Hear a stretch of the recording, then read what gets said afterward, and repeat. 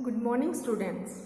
Today we will continue our third chapter of history, Delhi Sultanate. Yesterday we read about Mamluk dynasty and Khilji dynasty.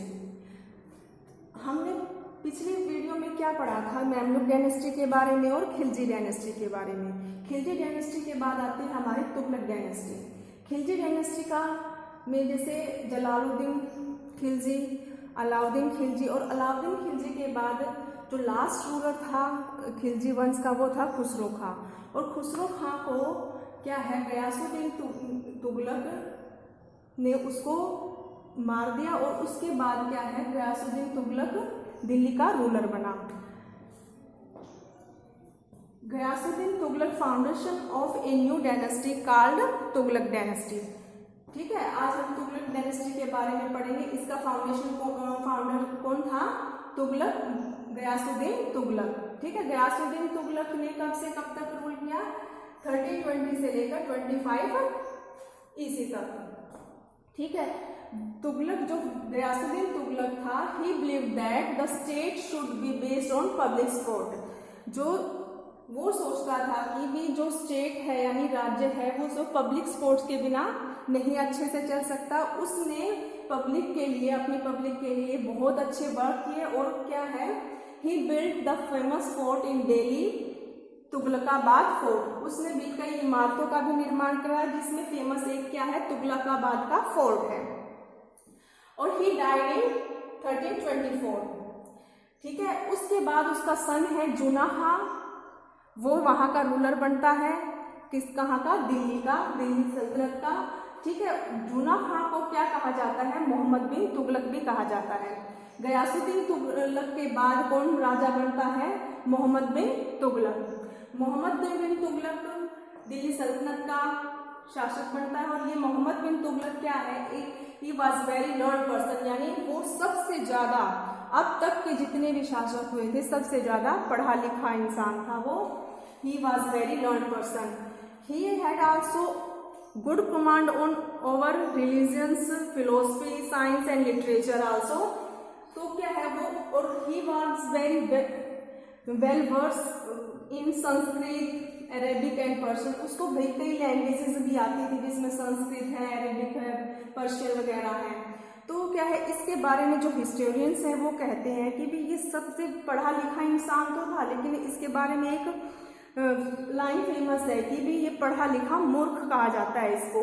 क्योंकि जो भी वो experiment करता था, उसने कई एक्सपेरिमेंट्स प्रोजेक्ट्स किए भी, उसने बनाए तो बहुत अच्छे, लेकिन जो उसको लागू करने का उसका तरीका था वो गलत था, जिसके कारण उसके रिजल्ट्स क्या आते थे?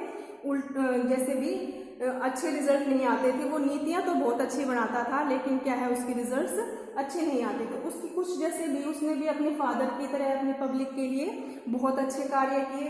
तो उनमें से कुछ ये था, लेकिन जो भी कहता उसका क्या है, रिजल्ट उल्टा निकलता था. इसके कारण उसको क्या कहा जाता था? भी ये पढ़ा लिखा एक मूर्ख है.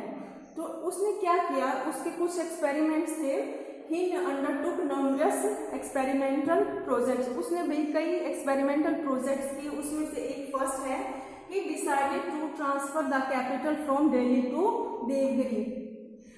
उसने उसका शासक था वो क्या है, साउथ में भी था, जैसे उड़ीसा, बंगाल, जो आज प्रेजेंट डे में उड़ीसा, बंगाल और डेक्कन है वो उसके शासन के अंतर्गत आते थे. क्योंकि नॉर्थ से लेकर साउथ तक फैला हुआ था. तो उसने सोचा कि भी अच्छे से भी दिल्ली में रहकर भी अच्छे से रूल नहीं किया जाएगा. तो उसने सेंटर में भी अपनी जो कैपिटल है सेंटर में ले जाने की सोची, ताकि भी वहां पर अपनी कैपिटल बना के भी पूरे उस पर अच्छे से रूल कर सके, अच्छे से भी शासन चला सके. तो उसने क्या डिसाइड किया? He decided to transfer the capital from Delhi to Devgiri.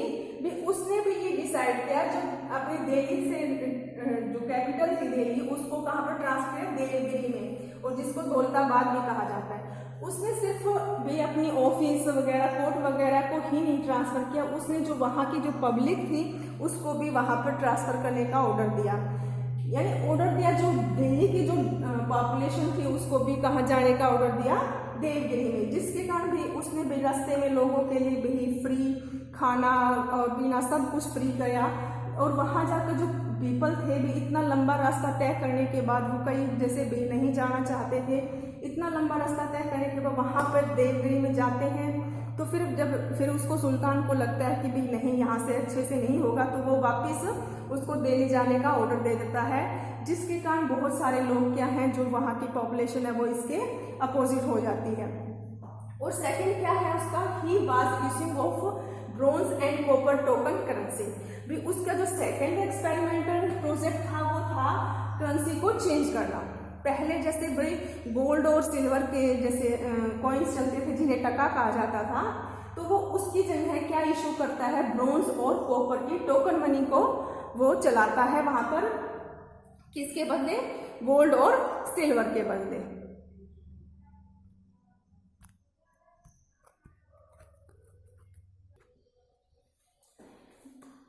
जैसे तो मोहम्मद बिन तुगलक क्या है, कॉपर और उसके ब्रॉन्ज के करेंसी लागू करता है, किसकी जगह, गोल्ड और सिल्वर कॉइन्स की। तो क्या है, वो जो गोल्ड और सिल्वर कॉइन, जो ब्रॉन्ज और जो कॉपर की जो उसकी क्या है, जो वैल्यू होती है वो किसके बराबर कर देता है, गोल्ड और सिल्वर कॉइन्स की। Such coins had same value as the gold and silver coins. उन जो कॉइन्स की वैल्यू किसके बराबर कर दी जाती है, गोल्ड और सिल्वर के। तो इसके कारण क्या होता है, जो लोग हैं वो घर पर ही, अपने घर पर ही जैसे कॉपर और इसके ब्रॉन्ज के हैं क्या है, जाली सिक्के बनाने शुरू कर देते हैं। इससे क्या होता है, तो उसमें के कारण जो गोल्ड और सिल्वर की वैल्यू है वो कम आ जाती है, जिसके कारण क्या है, जो उससे फाइनेंशियली क्राइसिस क्या है, बढ़ जाती है शासन में। तो इसके वो क्या करता है, फिर इसके बाद मोहम्मद बिन तुगलक जो करेंसी थी, जो उसकी ब्रॉन्ज और कॉपर की करेंसी थी, उसको विड्रॉ कर लेता है मार्केट से। तो इसके कारण क्या होता है, जो लोगों के पास जो वो सिक्के होते हैं ब्रॉन्ज और कॉपर के, तो उनके बदले उनको गोल्ड और सिल्वर की करेंसी देता है, जिससे क्या है, उसका जो रॉयल ट्रेजरी है वो खाली हो जाती है इससे। फिर इसके बाद क्या आता है, उसके जो थर्ड एक्सपेरिमेंटल प्रोजेक्ट था वो क्या था, उसने जो गंगा यमुना का दबाव था, he increase the land tax in the Ganga Yamuna Doab क्षेत्र। जो गंगा यमुना का जो क्षेत्र था, उस लैंड पर क्या है, वो टैक्स बढ़ा देता है। क्यों? क्योंकि उसकी जो रॉयल ट्रेजरी है वो क्या है, खाली हो जाती है। तो उसको को करने के लिए वो क्या है, लैंड टैक्स को बढ़ा देता है गंगा यमुना दोआब के क्षेत्र। और उसी टाइम पे क्या आता है, when the region was passing through a famine, तो उस टाइम पे ही क्या है, एक अकाल पड़ जाता है, जिसके कारण लोगों पर टैक्स का भार बढ़ जाता है। इससे के कारण जो किसान थे और जो लोग थे वो क्या है, उसके विरुद्ध हो जाते हैं। जैसे आपने देखा, उसने जो भी योजनाएं बनाई, उसने लोगों की भलाई के लिए योजनाएं बनाई, लेकिन क्या है, उसको अच्छी तरह से लागू नहीं कर पाए। इसके कारण क्या है, उसका रिजल्ट, उसका गलत रिजल्ट निकलता है। और उसके बाद क्या है, मोहम्मद बिन तुगलक के बाद आता है फिरोज शाह तुगलक, वो उसका कजन है, किसका, मोहम्मद बिन तुगलक का। He was the cousin of Muhammad bin Tughlaq.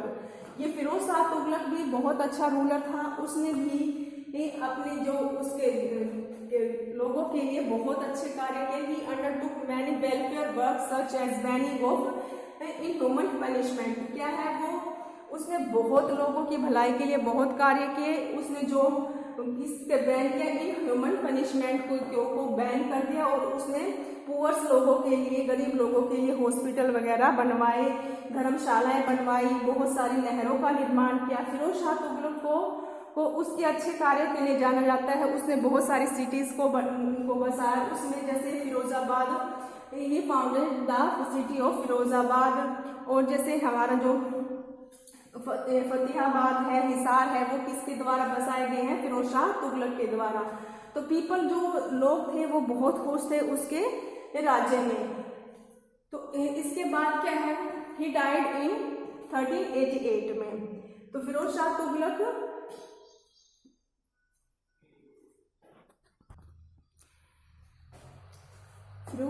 Died in 1388 में।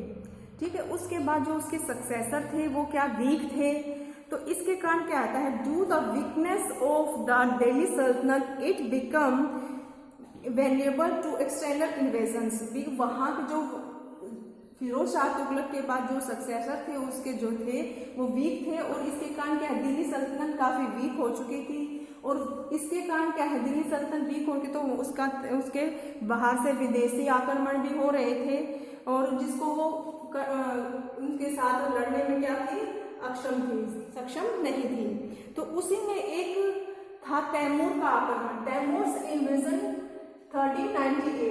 जो तैमूर था उसी दौरान उसने दिल्ली पर क्या किया, अटैक किया, और उस टाइम वहां का रूलर कौन था, नासिरुद्दीन तुगलक था।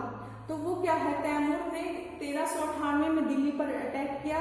वो कहाँ का रूलर था, ही was the ruler of Samarkand in central Asia, और उसने दिल्ली पर अटैक करके क्या वहां पर तुगलक डायनेस्टी की स्थापना की, और तुगलक डायनेस्टी की स्थापना की। तो जो तैमूर था वो क्या था, बहुत ही खतरनाक था, और जो उसकी आर्मी थी प्लूडर्ड दिल्ली एंड कैरिड अवे अमीर्स बोटी एंड मैनी इंडियन आर्टिशंस। उसने जो तैमूर ने जब दिल्ली पर आक्रमण किया तो वहां पर बहुत लूटपाट की उसने, वो वहां पर लूट और अपने जैसे है तुगलक डायनेस्टी की स्थापना की। और वो यहाँ से जाते वक्त, दिल्ली से जाते वक्त भी उसने बहुत सारी लूटपाट की, बहुत सारा धन अपने साथ लेके गया, और साथ में बहुत सारे इंडियन आर्टिस्ट को भी अपने साथ लेके गया। और जो वहां का लास्ट जो रूलर था, तुगलक वंश का रूलर कौन था, नासिरुद्दीन तुगलक था, वो बहुत वीक था, और उसके अटैक को का सामना करने में वो अक्षम था। इसके कारण क्या है, दिल्ली पर किसका राज हुआ, तैमूर वंश का। तो तैमूर ने वहां पर तैमूर डायनेस्टी की स्थापना की। अब दिल्ली सल्तनत पर किसका राज था, अब दिल्ली सल्तनत पर किसका था, तैमूर वंश का। ठीक है, तैमूर वंश का शासक था क्योंकि उसने दिल्ली को जीत लिया था। अब उसके बाद आती है द सैयद डायनेस्टी। ठीक है, ये एक छोटा सा वंश है, टाइम पीरियड है इसका, इसके बारे में अब हम पढ़ेंगे। तो भाई जब तैमूर वहां का शासक बन गया था, वो कहाँ का था, वैसे तो समरकंद का था, पर क्या है उसके बाद वो यहाँ दिल्ली में नहीं रहा। उसने क्या किया, when Timur left Delhi he appointed Khizr Khan. ठीक है, तैमूर ने जब दिल्ली छोड़कर गया तो उसने किसको, दिल्ली का शासक नियुक्त किया, खिजर खां को। ठीक है, खिजर खां को दिल्ली का शासक नियुक्त किया। और खिजर खां क्या, खिजर खां एस्टैब्लिश सैयद डायनेस्टी, और खिजर खां ने किसकी डायनेस्टी की स्थापना की, सैयद डायनेस्टी की स्थापना की। तो इसके बाद खिजर खां के बाद he was succeeded by his son Mubarak Shah in 1421। Khizr Khan के बाद उसका बेटा मुबारक शाह वहां का शासक बनता है, और मुबारक शाह का शासन था। इसके बारे में हम हिंदी की एक बुक है तारीख मुबारक शाही। ठीक है, ये एक किस राइटर के द्वारा लिखी गई है, सर हिंदी है, उसका नाम सर हिंदी है, और उसने क्या लिखी है, तारीख मुबारक शाही। इस बुक के कारण ही हमें जो मुबारक शाह है उसके डिटेल के बारे में पता चलता है, उसके राज्य के बारे में पता चलता है। तो उसके बाद मुबारक शाह के बाद उसका जो भतीजा है मुबारक शाह का, वो वहां का शासक बनता है, वहां का दिल्ली सल्तनत का। Mubarak Shah succeeded by his nephew Muhammad Shah, उसका क्या नाम है, मोहम्मद शाह। मुबारक शाह के बाद कौन वहां का शासक बनता है दिल्ली का, मोहम्मद शाह। मोहम्मद शाह के बाद उसका बेटा है अलाउद्दीन आलम शाह। वो क्या है, वो लास्ट रूलर होता है, किसका है, last ruler of Syed dynasty. ठीक है, इस यहाँ पर हमारा सैयद डायनेस्टी खत्म होता है। आज हम यहीं तक डिस्कस करेंगे। आप स्टार्टिंग से लेकर यहाँ तक अपनी रीडिंग करना और अच्छे से इसको समझना।